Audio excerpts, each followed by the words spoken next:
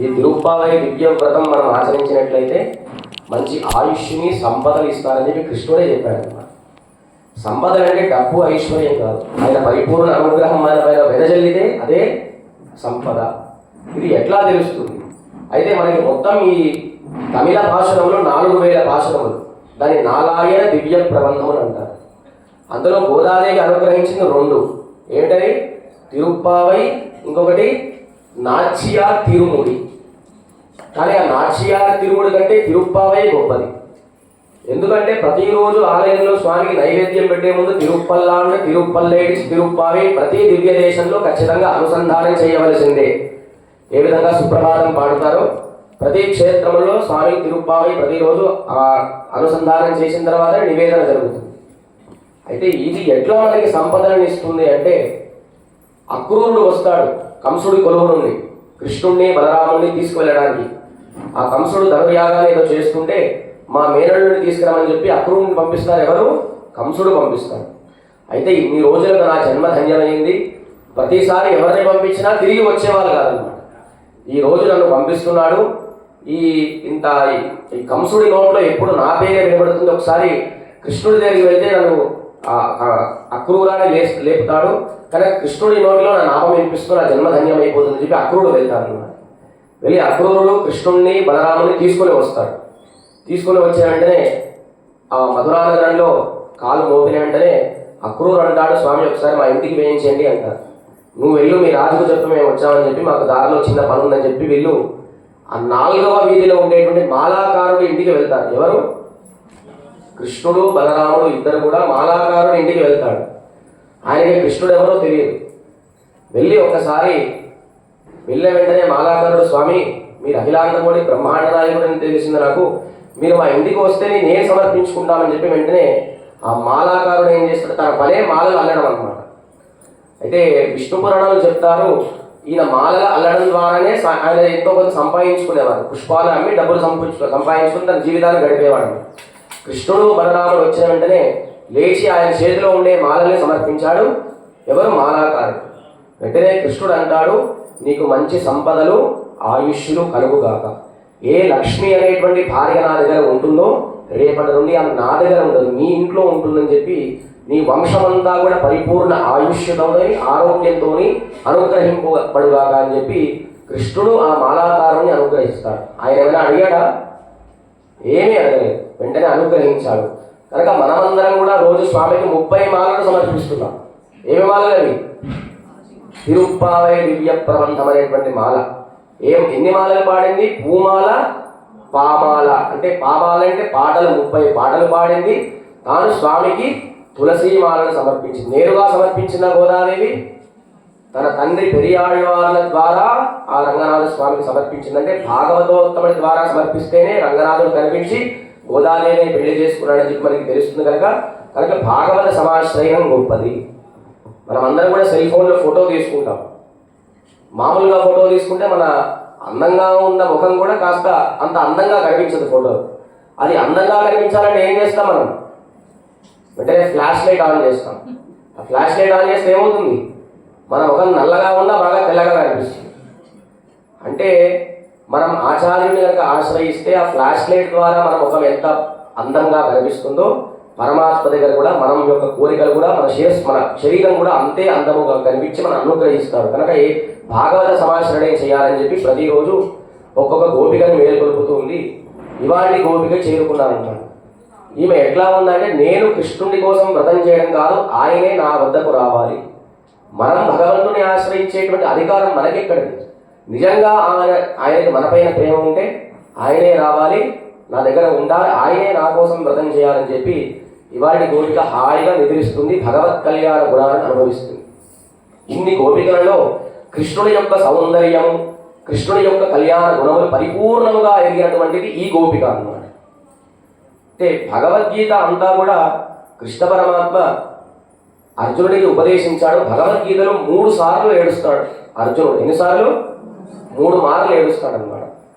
ఎందుకు 3 మార్లు అంటే, ఆయన మొదటిసారి ఉపదేశం చేసే ముందు అర్జునుడు ఎందుకు ఏడుస్తాడంటే, అంతా మా సొంత వాళ్ళే అండి, వాళ్ళని నేను ఎట్లా చంపుతానని చెప్పి మొదటిసారి ఏడుస్తాడంట.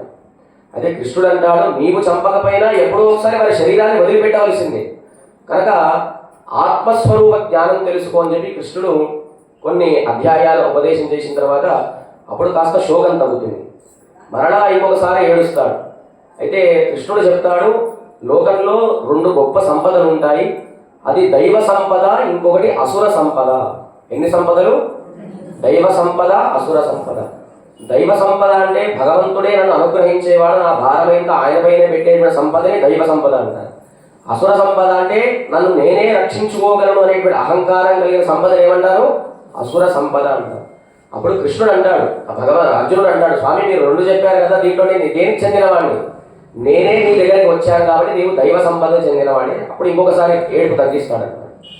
మూడవసారి 18వ అధ్యాయం అంతా కూడా చెప్పేసి, అర్జున నీవు మంచి బుద్ధిమంతుడవయ్యా, నీకు అంతా చెప్పాను, కర్మ ఏంటి, జ్ఞానం ఏంటి, భక్తి ఏంటి, నా అవతార రహస్యం అంతా కూడా చెప్పాను. దీంట్లో ఏది మంచో ఏది చెడ్డో నీవో ఆలోచించుకొని పాటించంటారు అన్నమాట. అప్పుడు మళ్ళీ ఏడుస్తాడు అర్జునుడు, నన్ను వదిలేసి వెళ్ళిపోదామనుకుంటావా? నేను నిన్ను ఏమడిగాను?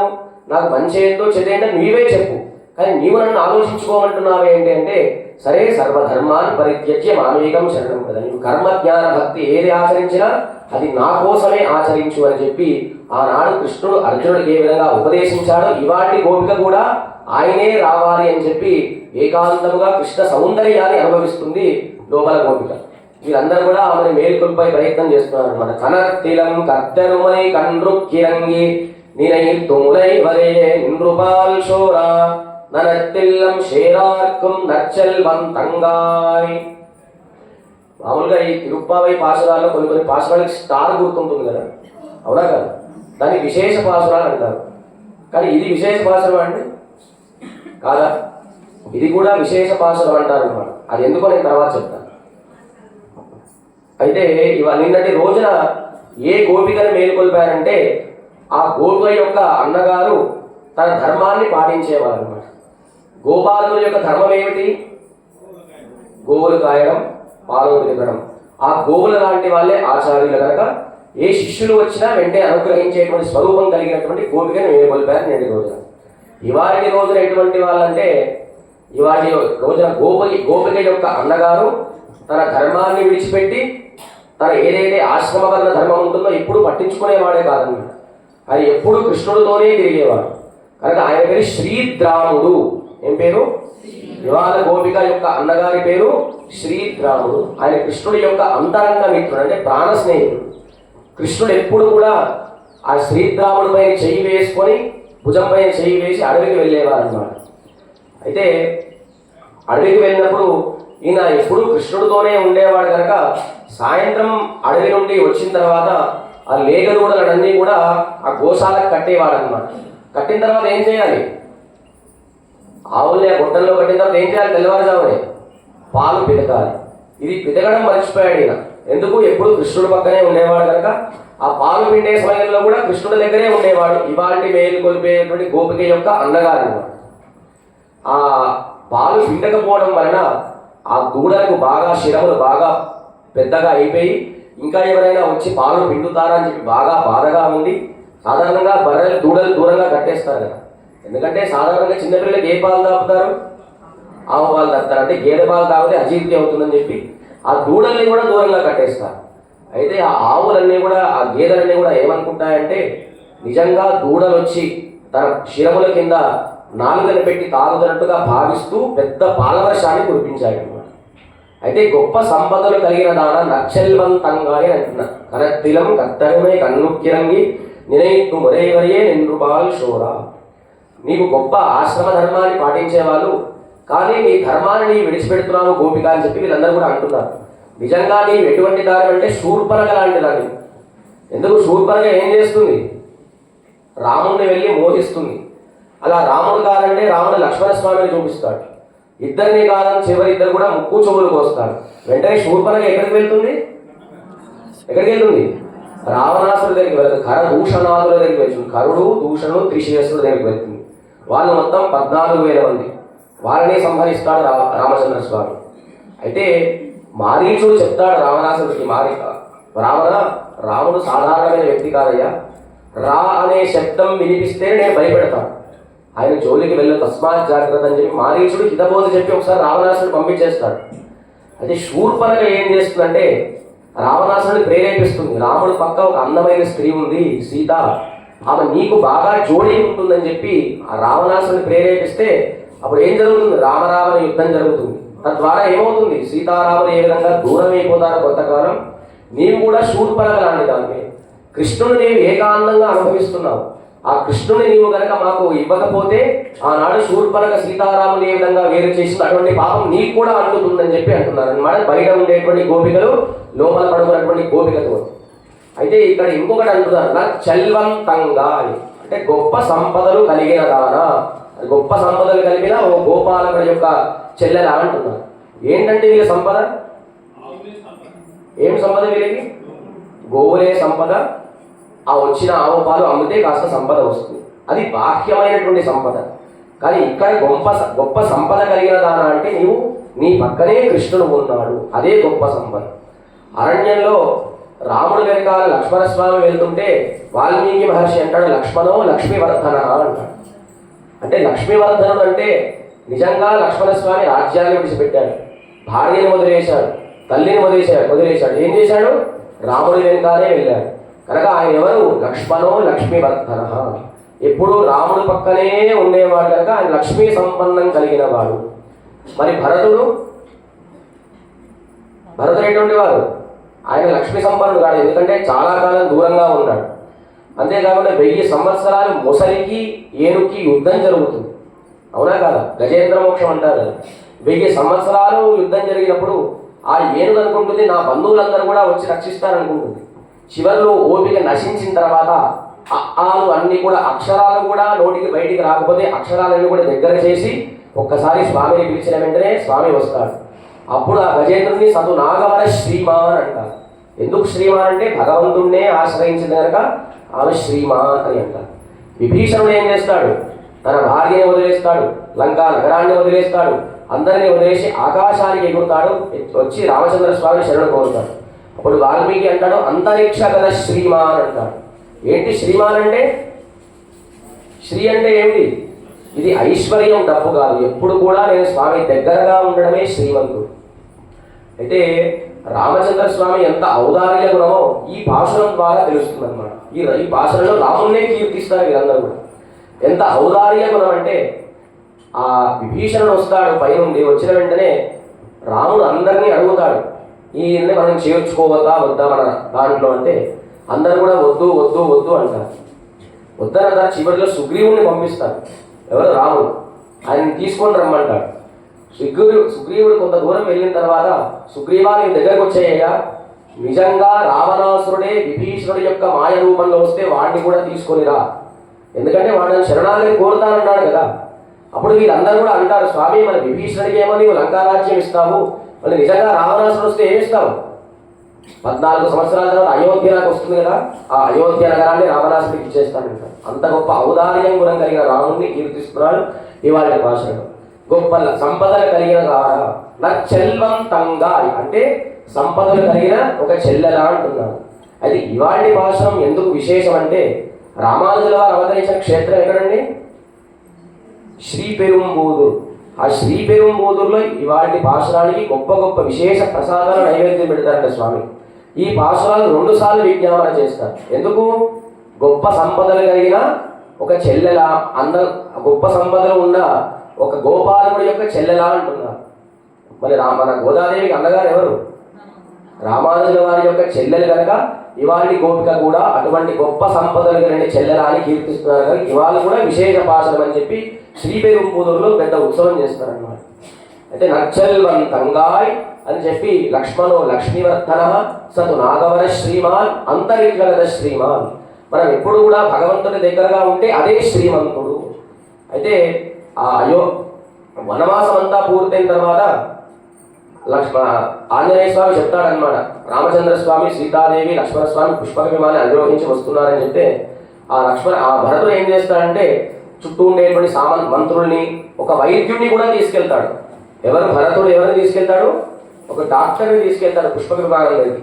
ఎందుకంటే ఇంతకాలం లక్ష్మణ స్వామి ఏకాంతంగా అరణ్యంలో ఉన్నాడు, ఆయన ఏమి తిన్నాడో లేడో, ఆయన బక్కగా ఉంటాడు, ఆయన ఎట్లా ఉంటాడు, వెంటనే వైద్యుడికి ఇచ్చి ఆయన ఆరోగ్యాన్ని కాపాడాలని చెప్తాడన్నమాట. ఒక్కసారి లక్ష్మణుడు చూసిన వెంటనే ఒకసారి ఆశ్చర్యపోతాడు, బాగా బలిష్టంగా ఉంటాడు, కాస్త పొట్ట కూడా వచ్చిందనమాట. అయితే నిరాహార దీక్ష అంటారు, కానీ ఆ నిరాహార దీక్ష చేసేవాళ్ళు లావుగా ఉంటారు. ఆ లక్ష్మణుడు కూడా అట్లాగే ఉన్నాడండి. ఎందుకు? ఎప్పుడు రాముడికి దగ్గరగా ఉండేవాడు కనుక. మరి అదే తిరిగి అయోధ్య నగరానికి వచ్చిన తర్వాత మొత్తం పక్కచిట్టిపోయాడు. ఆయన చామరావి ఇద్దామంటే భరతుడు వచ్చి పట్టేసుకుంటాడు, గొడుగు పట్టుకుందామంటే శత్రుఘ్నుడు వస్తాడు. అతను ఏమి పని చేయించేవాడు కనుక లక్ష్మణో లక్ష్మీవర్ధన, గొప్ప సంపదలు కలిగిన దానంటే నీవు కృష్ణుడి యొక్క కళ్యాణ గుణములు ఏకాంతంగా అనుభవిస్తున్నావు అని చెప్పి అంటున్నారు అనమాట. పనెత్తలై వీడనిన్ వాసల్ కడై పత్తి. ఈ ధనుర్మాసంలో చలి బాగా ఉంటుంది. మేమందరం కూడా చలికి బాగా వణుకుతూ మేమందరం కూడా వచ్చాము. చలికి బాగా వణుకుతూ కింద ఏమో పాలవర్షం. ఎందుకు పాలవర్షం? ఆ గేదెలన్నీ కూడా పాలవర్షాన్ని కురిపించాయి కనుక కింద మొత్తం కూడా బురదగా ఉంది. మేమందరం కూడా చాలా 5 లక్షల మంది గోపికలు వచ్చాము. తొక్కిసలాట జరుగుతుందని చెప్పి నేను వాసల్ కడైపత్తి, నీ ఇంటి గుమ్మాన్ని పట్టుకున్నాము అంటున్నారు. ఏం పట్టుకున్నారు? ఆ గోపిక యొక్క ఇంటి గుమ్మాన్ని పట్టుకున్నారు వీళ్ళందరూ కూడా. అయితే దీంట్లో 2 న్యాయములు ఉన్నాయి. స్వగత స్వీకారం, పరగత స్వీకారం. అంటే మనం వెళ్ళి భగవంతుని ఆశ్రయించాలా, ఆయనే రావాలా మన దగ్గరికి? మనం పట్టుకుంటే శాశ్వతమైన పట్ట, ఆయనే వచ్చి మనల్ని పట్టుకుంటే శాశ్వతంగా ఉంటుందా? ఏంటి శాశ్వతం? ఆయన వచ్చి మనల్ని పట్టుకుంటే శాశ్వతంగా ఉంటుంది. స్వగత స్వీకారం, పరగత స్వీకారం. సాధారణంగా ఇక్కడ చాలా కోతులు ఉంటాయి, మనం చూస్తూనే ఉంటాం. కోతి ఏం చేస్తుంది? నడిచేంత వరకు తన పిల్లని జాగ్రత్తగా పట్టుకుంటుంది, అవునా కదా? ఒకసారి చెట్లెక్కి దుంకినప్పుడు ఏం చేస్తుంది? తన సంతానాన్ని కూడా మర్చిపోతుంది అనమాట. మరి పిల్లి ఏం చేస్తుంది? అదే పిల్లి తన సంతానానికి ఎటువంటి హాని కలగకుండా తన మెడనే నిదానంగా పట్టుకొని 7 ఇళ్ళు దాటిస్తుంది. మనం భగవంతుని ఆశ్రయించినట్టయితే కోతి పిల్లను పట్టుకోకుండా ఎట్లా వదిలేస్తుందో అటువంటి గది పడుతుంది. ఆయనే వచ్చి మనం పట్టుకుంటే పిల్లిని పట్టుకున్నట్టు పట్టుకుంటాడు, శాశ్వతంగా గట్టిగా నిదానంగా పట్టుకుంటాడు. ఎట్లా? రాముడు బయట కుక్క ఉంది పంపించేసిండి. అది రామచంద్ర స్వామి అయోధ్య నగరాన్ని వదిలి అరణ్యానికి వెళ్ళినప్పుడు భరద్వాజ ఆశ్రమాన్ని దాటి వెళ్తాడు. వెళ్ళిన తర్వాత ఎవరిని కౌగిలించుకుంటాడు? ఆయన ఎవరిని కౌగిలించుకుంటాడు? గుహుడిని కౌగిలించుకుంటాడు. అసలు రాముడు ఎవరో గుహుడికి తెలియదు, అసలు ఎప్పుడు చూడలేదు. ఆయన కౌగిలించుకొని ఆత్మసగ శ్రీమాన్ అంటాడు, నా ఆత్మమిత్రుడు అంటాడు. అదే మరి సొంత తమ్ముడు భరతుడు వస్తాడు రాముడు అరణ్యానికి వెళ్ళిన తర్వాత. తల్లిని కౌసల్య, సుమిత్ర, కైకేయి, ఆ ఉట్టేని వశిష్ఠాది మహర్షులందరినీ కూడా తీసుకుని వస్తాడు. రాముడు వస్తాడా? రాడు. ఆయన కోరుకుంటే శాశ్వతముగా పట్టుకుంటాడు, మనము కోరుకుంటే భరతుడిలాగా పాదుకలించి పంపించేస్తాడు అనమాట. కానీ మేమందరం కూడా నచ్చల్వంతంగా ఇక్కడ పనెత్తనే వీడని వాసలు కడ, నీ ఇంటి గుమ్మాన్ని మేము పట్టుకున్నాం గట్టిగా అంటున్నాడు. ఏంటి ఇంటి గుమ్మం అంటే? ఇంటి గుమ్మానికి చూడండి, ఇటొక చెక్క ఉంటుంది, ఇటొక చెక్క ఉంటుంది, పైన ఒక కప్పి ఉంటుంది, కింద ఒక కమ్మి ఉంటుంది అనమాట. ఇటు ఉండేటువంటిది ఓం నారాయణ, ఆ పైన ఉండేటువంటిది కింద ఉండేటువంటిది నమః. మేమందరం కూడా ఇది పట్టుకున్నాము.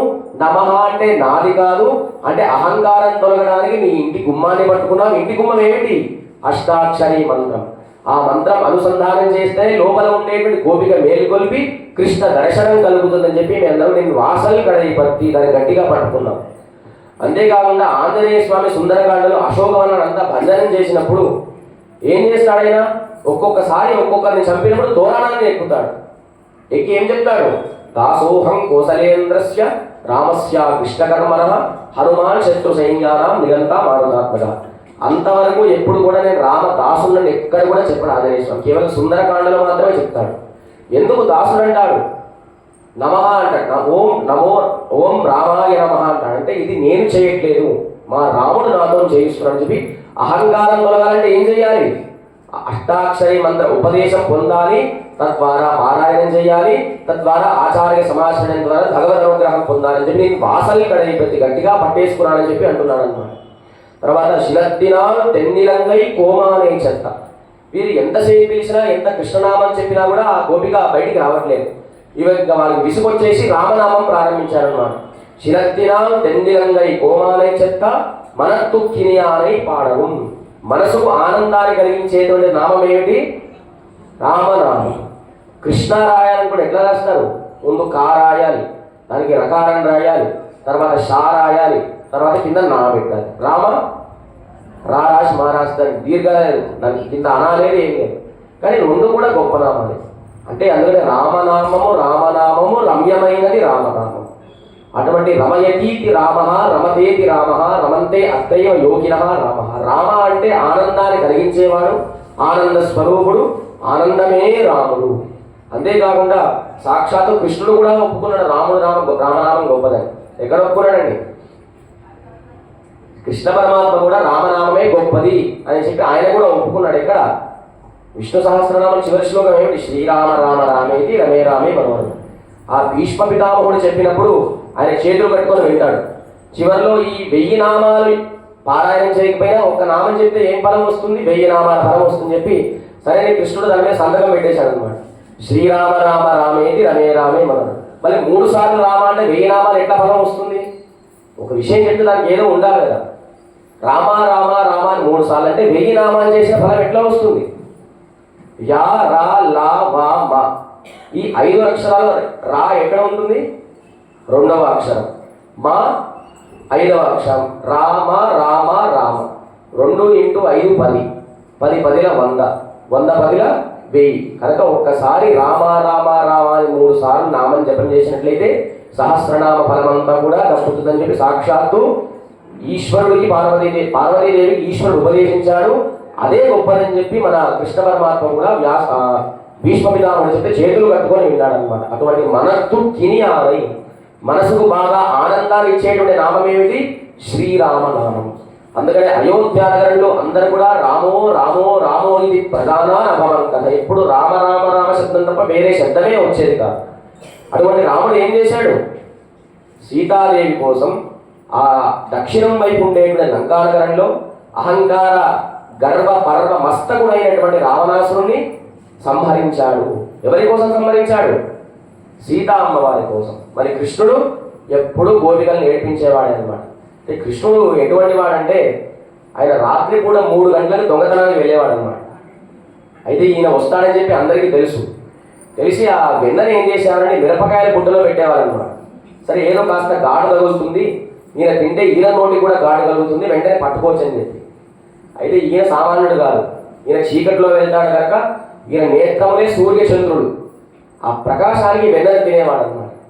సరే నేను వస్తానని మీకు తెలుసు, అయినా కూడా వెన్న దాచిపెట్టారు. సరే వీళ్ళు ఎట్లాగైనా ఇబ్బంది పెట్టాలని చెప్పి కృష్ణుడు వెన్న అంతా ఆరగించి వెళ్తూ ఏం చేస్తుండేవాడంటే ఈయన వెళ్ళేయడం రాత్రి 3 గంటలకు ఏం చేస్తారు? అందరూ హాయిగా గుర్తుపెట్టి పడుకుంటారు. అయితే పడుకున్న వారిని ఇబ్బంది పెట్టాడు, తల్లిదండ్రులను ఇబ్బంది పెట్టాడు, భార్యాభర్తని. ఆ పక్కన చిన్నపిల్ల ఉన్నాడు కదా, వాడికి ఇచ్చి వెళ్ళిపోతాడు అనమాట. వెంటనే భార్యాభర్త ఇద్దరు లేస్తారు. ఏం చేస్తుంది భార్య? ఏమంటుంది? చూసావా, రాత్రి నేను చిన్నవాడిని మంది ఇక్కడ నీ దగ్గరే పడుకోబెట్టమన్నావు, నువ్వేమో దూరం పడుకోబెట్టావు, వాడికి చీమ పుట్టింది ఏడుస్తున్నాడు. భర్త ఏమంటారు? నీ తెలివి ఏమైపోయింది? అప్పుడు ఇద్దరు పోట్లాడుకుంటారన్నమాట. అంతేకాదు ఈయన వెంట దొంగతనం చేసి ఇంట్లో కోడలు మూతికి రాసి వెళ్ళిపోయాడు. తెల్లారి అత్తా కోడలు పెద్ద పంచాయి. ఈయన వెన్న అంతా తిని ఏం చేసేవాడు? పక్కన ఇంట్లో పడేసేవాడు అనమాట. ఇద్దరు ఇరుగు పొరుగు వాళ్ళు రోజు కొట్లాడుకునేవాడు. కానీ మా రాముడు అటువంటి వాడు కాదు. ఒక భార్య కోసం తన జీవితం అంతా కూడా అరణ్యంలో తీరేటువంటి వాడు. ఆ భార్య కోసమే శివధనుర్భంగాన్ని చేశాడనమాట. జనక మహారాజు ఆ శివధనుర్భంగం కోసం అందరినీ పిలుస్తాడు ఆ మిథిలా నగరానికి. రావణాసురుడు వస్తాడు. వచ్చినప్పుడు సీతాదేవి అంటుందన్నమాట, మంచి పరీక్ష పెట్టారు నాన్నగారు మీరు, ఎవరు కూడా దాన్ని వంచలేరు కనుక ఈ రాక్షసులందరికీ కూడా మంచి పరీక్ష పెట్టారు, చాలా గొప్ప పరీక్ష అంటుంది. అదే రాముడి సమయం వస్తుంది, ఎందుకండి పరీక్ష పెట్టారు అని చెప్పి రాముడి సమయం వచ్చేసరికి సీతాదేవి అంటుంది. అటువంటి శివధనుస్సును ఏం చేశాడు? విరిచి అవతల పడేశాడు. ఎవరి కోసం? సీతాదేవి కోసం. మళ్ళీ కృష్ణుడు ఎప్పుడు ఏడిపించే తత్వం కనుక వీళ్ళందరూ కూడా కృష్ణ నామాన్ని వదిలేసి రామనామాన్ని పాడుతున్నారనమాట. కానీ రాముడు పడుకున్నా కూడా నిద్ర లేచినా కూడా సీత సీత సీత అనేవాడనమాట. ఆయన పడుకున్నప్పుడు తేళ్లు కుట్టేవంట, చీమలు కరిచేవంట, అయినా కూడా ఏకాంతంగా లేచినా కూడా సీతావియోగమే. సీతామ్మగారు దూరం అయిపోయిన తర్వాత రాముడికి ఎప్పుడు నిద్ర పడలేదు. ఒకవేళ నిద్ర పట్టి మేలుకు వచ్చిన సీత అనేవాడు అనమాట. అంటే భార్య కోసం, ఒక స్త్రీ కోసం ఎంతో పరితపించాడు. అయితే లక్ష్మణస్వామి అంటాడు, రామా సీతామ్మగారు వచ్చేస్తుంది, అంత ఏడవ కంటే ఆ రాముడి పక్కన ఉండే రాళ్ళు కూడా కడిగి ఏడుస్తున్నాయి అనమాట. అంత శోకంలో ఉన్నాడు రాముడు. అటువంటి శోకాన్ని కూడా తొలగించి సీతా అమ్మవారిని తీసుకొచ్చాడే, సీతా దర్శనాన్ని ఇప్పించాడే, కానీ నీవెందుకయ్యా కృష్ణుల దర్శనం ఇప్పించేటది లోపల ఉండేటువంటి గోపిక అంటుంది. అసలు సీతాదేవి ఎందుకు దూరమైంది రాముడికి? ఎందుకు దూరమైంది? రాముడు సౌందర్యవంతుడా, లేడీ సౌందర్యంగా ఉంటుందా? రాముడు అందగాడ, వచ్చిన మారీచుడు అందగాడ, లేడీ రూపంలో వచ్చింది. అని సీతాదేవి ఏముంటుంది నిన్నటి రోజున? రాముడు ఎక్కడ ఉంటే అదే నాకు స్వర్గం, లేకపోతే నరకం ఉంటుంది. అటువంటి సీతాదేవి చూడు నీకంటే అందగత్త లేడీ ఉంది, ఈ లేడీ ఆ లేడీని అడిగింది అనమాట. ఇంగ్లీష్లో ఆ అమ్మాయి ఏమంటారు? ఈ లేడీ ఆ లేడీని అడిగింది. అయితే ఏమైపోయింది? నీకంటే అందగాడు లేనని అంటుంది. అప్పుడు ఏం చేస్తాడు? రాముడు వెళ్తాడు. అప్పుడు రావణాసుడు వస్తాడు, తీసుకొని వెళ్ళిపోతాడు. లక్ష్మణ స్వామిని కూడా దూషిస్తుంది సీతాదేవి. నేను నాకు మోహిద్దామా అనుకుంటుంది. అక్కడ భగవదపచారం చేసింది, భాగవదపచారం చేసింది కనుక భగవంతుడి కంటే ఈ సృష్టిలో సౌందర్యమైనటువంటిది ఏమీ లేవు అని దీని ద్వారా తెలుస్తుంది. మనకు అనేక భోగములు అనుభవించడానికి ఉంటాయి, కానీ అది ఎప్పుడు కూడా భగవంతుడికి అర్పణ చేసి తీసుకుంటే అది పరిపూర్ణంగా ఉంటుంది. మళ్ళీ సీతాదేవిని తీసుకొచ్చిన వాళ్ళు ఎవరు? ఆంజనేయ స్వామి. ఆయన ఏం చేశాడు? ఈ రాముడేమో భగవంతుడు, సీతాదేవేమో జీవాత్మ. ఈ జీవుణ్ణి వేరు చేసింది అహంకారం అనేటువంటి మాయారూపం. ఎవరు వెళ్ళి తీసుకొని రావాలి? ఆంజనేయుడు వెళ్ళి తీసుకొని వచ్చాడు. అక్కడ ఆంజనేయుడు ఎవరు? సాక్షాత్తు ఆచార్యుడు. ఆచార్యుడు ఏం చేస్తాడు? మనం వెళ్ళినప్పుడు సమాశ్రయం చేసి చెవులు అష్టాక్షరి మంత్రాన్ని ఉపదేశం చేస్తాడు. మరి ఆంజనేయ స్వామి ఎందుకు ఆచార్యుడు అవుతాడు సీతాదేవి కంటే? ఆయన కూడా సీతాదేవిగా సమాశ్రయం చేశాడు. ఎట్లా? చెట్టు పైన ఉండి రామకథని చెప్పి చెవులో రామనామాన్ని చెప్పాడు. మరి సమాశ్రయం ఎక్కడ చేశాడండి? రాముడి యొక్క అంగుళీయకాన్ని ఇస్తాడు కదా, అదే ఆచార్య సమాశ్రయం కనుక అటువంటి ఆచార్య సమాశ్రయం దక్కినందు వలనే సీతాదేవి తిరిగి రాముడి దగ్గరికి వచ్చింది. అందుకే ఈ భాగవత గోష్ఠిని అంతా కూడా చేర్చుకొని కృష్ణ పరమాత్మని చేయడం అన్నమాట. మనత్తు కినియా అని ఆ సీతాదేవి కోసం రాముడు ఎన్నో పాటలు పడ్డాడయ్యా అని చెప్పి. అంతేకాదు రాముడికి సాధారణంగా కోపమే రాదు.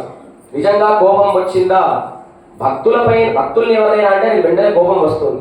నేను చెప్పుకున్నాం, రావరావణ యుద్ధం జరుగుతున్నప్పుడు ఆంజనేయ స్వామికి అనేక బాణాలు తగిలిన వెంటనే రాముడిని ఓడిస్తాడు. కనుక అటువంటి తన భక్తులకు ఎవరికైనా కష్టం వస్తే వెంటనే ఓర్చుకోకుండా శిక్షించేటువంటి ఎవరు? మన రామచంద్ర మహాప్రభు. అందుకని ఏమంటున్నారు? మనత్తు కినియానై పాడవం నీవాయి తిరవాలి. ఇంత మనసుకు ఆనందాన్ని కలిగించేటువంటి 5 లక్షల మంది గోపికలు ఇంతసారి రామనామ జపం చేస్తున్నా నీవు రావట్లేవే తల్లి అని చెప్పి నీవు ఏకాంతంగా స్వామిని అనుభవించకూడదు అని చెప్పి అంటున్నారనమాట. ఈదన్న పేరు రక్కుం.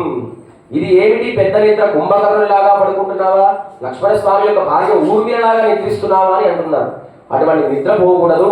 మేమందరం కూడా ఎంతమంది మేమందరం కూడా వచ్చి నిన్ను వేలుకొనుకుతున్నామే అని అంటున్నారనమాట. అనెత్తిల్లతారం అరిందేలో రంబాబాయ్. ఆ లోపల ఉండేటువంటి గోపిక ఏకాంతంగా స్వామి అనుభవిస్తుంది కదా. అయితే మీరు వచ్చినారన్న విషయం అందరికీ చుట్టూ తెలియాలా? ఎందుకు అట్లా గట్టిగా పిలుస్తున్నారని చెప్పి వెంటనే ఆమె నిద్ర లేచి బయటికి వచ్చిందనమాట. ఇవాటి గోపిక ఎటువంటిదంటే సాక్షాత్తు మన భగవద్ రామానుజుల వారి స్వరూపం. ఎందుకు? లోపల ఉండేటువంటి గోపిక ఏం చేస్తుంది? ఏకాంతంగా స్వామి యొక్క కళ్యాణం కూడా అనుభవిస్తుంది. వీళ్ళు ఒకసారి పిలిచిన వెంటనే బయటికి వచ్చి గోష్ఠిలో చేరుతుంది. మన భగవద్ రామానుజులు కూడా తన అష్టాక్షరి మంత్రాన్ని పొందడం కోసం తిరుక్కోష్టియూర్ నంబి అనేటువంటి గురువు గారి దగ్గరికి 18 సార్లు వెళ్ళి తిరిగి వచ్చాడండి. ఆయన 18 సార్లు తిరిగి వచ్చిన తర్వాత ఆ గురువు గారికి ఒకసారి అనిపించింది అనమాట, నిజంగా భగవద్ రామానుజుల వారికి గురువు పైన ప్రేమ ఉందా లేదా అని చెప్పి ఒక శిష్యుడిని పంపిస్తాడు. ఎవరి దగ్గరికి? భగవద్ రామానుజుల వారి దగ్గరికి. తిరిగి పంపిస్తే ఆయన అంటాడు, ఇట్లా ఆయన దగ్గరికి వెళ్తున్నారంటే మంత్రోపదేశం పొందడం కోసం అని చెప్పి భగవద్ రామానుజుల వారు చెప్తే ఈ వచ్చిన శిష్యుడు అంటాడు, ఆయన ఎవరికి చెప్పడండి మహాగోపిష్టి అంటే ఈయన లోపల అంతరంగా ఏమంటాడో ఆయన. నిజంగా భగవద్ రామ మీ గురువు అటువంటి వాడే అంటే మనం అట్లా అంటాం, కానీ ఆయన అట్లా లేదు. నిజంగా నాలో యోగ్యత ఉందో లేదో అందుకనే మీ గురువు మమ్మల్ని దూరం పెడుతున్నారని చెప్పి చివరికి భగవద్ రామానుజుల వారికి అష్టాక్షరి మంత్రాన్ని ఉపదేశం చెప్పి ఏం చెప్తానంటే ఇది చాలా గొప్ప మంత్రం, ఇది ఎవరికి ఉపదేశం చేయకూడదు, నీవు నిజంగా నీవు చేసినట్లయితే నీవు నరకానికి వెళ్ళిపోతావంటారు గురువు. అయితే బయటికి వచ్చిన వెంటనే రామానుజుల వారు అయ్యో ఈ మంత్రాన్ని అనుసంధానం చేస్తే అందరం కూడా స్వర్గం కలుగుతుంది కదా, ఇంతమంది అజ్ఞానంలో ఉన్నారు, నేను ఒక్కడి నరకానికి వెళ్ళా పర్లేదు, ఇంతమంది జీవితాలు బాగుపడితే బాగుండేది, ఒక్కసారి ఆ తిరుక్కోష్ఠి యొక్క గాలిగోపురాన్ని ఎక్కి మధ్యలో ఉండి అష్టాక్షరి మంత్రాన్ని ఉపదేశం చేస్తారు అందరికి. వెంటనే గురువుకు తెలుస్తుంది, రామానుజానికి ఏం చెప్పాను నేను, ఈ మంత్రాన్ని ఎవరికి ఉపదేశం చేయొద్దన్నారు, నీవేం చేశావు? చేశానండి అంటారు. ఇది చేస్తే ఏమవుతుంది? నీకు నరకం కలుగుతుంది. అయితే నాకొక్కడికి నరకం కలిగినా పర్వాలేదు, ఇంతమంది మంత్రాన్ని అనుసంధానం చేస్తే వాళ్ళందరికీ కూడా మోక్షం కలుగుతుంది కదా అంటే వెంటనే గురువు రామానుజుల వారికి సాష్టాంగ నమస్కారం చేసి ఉడయవర్ అని పేరు పెడతారు. ఏం పేరు? ఉడయవర్ అంటారు, ఎంబెరుమానార్ అంటారు. రంగనాథ స్వామికి నంబెరుమాల అని పేరు, రామానుజుల వారికి ఎంబెరుమానార్ అని చెప్పి సాక్షాత్తు మంత్రోపదేశించిన గురువే సాష్టాంగ నమస్కారం చేస్తారు కనుక అటువంటి భగవత్ కళ్యాణ గుణాలని ఏ విధంగా రామానుజుల అష్టాక్షర మంత్రాన్ని అందరికీ వెదజల్లారో నీవు కూడా భగవత్ కళ్యాణ గుణాల్ని మా పైన వెదజల్లు అని చెప్పి ఇవాళ గోపికని రామానుజుల వారి స్వరూపంగా మేలుకొలుపుతారన్నమాట. ఆమె బయటికి వచ్చిన వెంటనే ఇది గోష్ఠిలో చేరుతుంది. ఇవాళ ఆళ్వారు ఏ స్వరూపం అంటే తొండర్ అడి పొడి ఆళ్వార్. మనకి వరుసగా అక్కడ తిరుమణిషి ఆళ్వార్ తర్వాత వెంటనే ఎవరున్నారు? నమ్మాళ్వార్. కానీ ఆ ఇద్దరిని వదిలిపెట్టి ఇటు వచ్చాము అంటే ఎందుకు అట్లా అంటే ఆ ఆళ్వార్ల యొక్క స్వరూపం ఏ విధంగా స్వభావం ఏ విధంగా ఉంటుందో ఆ విధంగానే గోపిక మేలుకొలుపుతూ వస్తుంది. కానీ వాస్తవానికి వరుస మాత్రం అదే. ఇవాళ మేలుకొల్పేటువంటి గోపిక ఎవరంటే తొండర్ అడి పొడి ఆళ్వార్. ఆయన సాక్షాత్తు స్వామి యొక్క శరీరంలో ఉండే వనమాల అంశ, పుష్పమాల వేసుకుంటారు కదా, అటువంటి అంశగా తాను అవతరించారు. వారినే విప్రనారాయణులు అని కూడా అంటారు. ఏమంటారు? భక్తాంగ్రిరేణుం పరకాల యతీంద్ర మిశ్రాం శ్రీమత్పరాంకుశమునిం ప్రణతోస్మి నిత్యం. ఈ తొందరపడి ఆళ్వార్లు ఎవరంటే తిరుప్పావై కంటే ముందు మీరందరూ కూడా తిరుప్పల్లైడిస్ అని చదువుతారు కదా, కదిరవన్ పునదిశై చిగరం వందన ఎందాన్.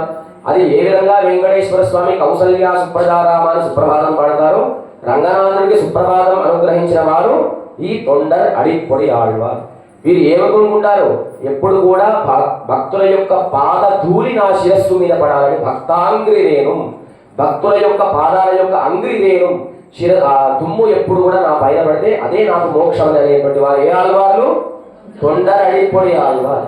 వీరు ఏం చేసేవారంటే పెరియ ఆళ్వార్లు ఏ విధంగా ఆ విల్లిపుత్తూరులో పుష్ప కైంకర్యం చేసేవారు, వీరు కూడా రంగనాథ స్వామికి పూల కైంకర్యం చేసేవారు. అందుకని ఆయన చేతిలో పూల గుట్ట ఉంటుందన్నమాట. ఏ పేరు? తొండరడిపొడి ఆళ్వార్. వీరి పేరు విప్రనారాయణుడు అని పేరు. ఇవాళ మేలుకొల్పేటువంటి ఆళ్వార్ తొండరడిపొడి ఆళ్వార్. దివ్యక్షేత్రం తిరుచిత్తిరకూడ, దీన్ని చిదంబరం అంటారనమాట. ఏం క్షేత్రం? చిదంబర క్షేత్రంలో అక్కడ ఉండేటువంటి స్వామి ఎవరంటే గోవిందరాజ పెరుమాళ్. అక్కడ ఉండేటువంటి తారాయుడు పుండరీకవల్లి భూదేవి. ఆ గోవిందరాజ స్వామి పడుకొని ఉంటాడు. పుండరీకవల్లి భూదేవి స్వామి యొక్క పాదాల దగ్గర వేయించేసి ఉంటాడు అనమాట. ఏ క్షేత్రం? చిదంబరం దివ్య క్షేత్రంలో స్వామి ఏ పెరుమాళ్ళు? గోవిందరాజ పెరుమాళ్. అందరూ కూడా ఒకసారి నమస్కారం చేసి ఆ దివ్యదేశ స్వామి యొక్క నామాన్ని కీర్తిద్దాం. ఓం చిత్రకూట నివాసాయ పుండరీకవల్లి సమేతాయ గోవిందాయ నమః. ఓం చిత్రకూట నివాసాయ పుండరీకవల్లి సమేతాయ గోవిందాయ నమః. తొండరడిపొడి ఆళ్వార్ దివ్య తిరువడిగలే శరణం. వారు ఏ అంశగా అవతరించారు? వనమాల అంశగా అవతరించారు. తొందరపడి ఆళ్వార్ దివ్య తిరువడిగలే శరణం. జై శ్రీరామ్.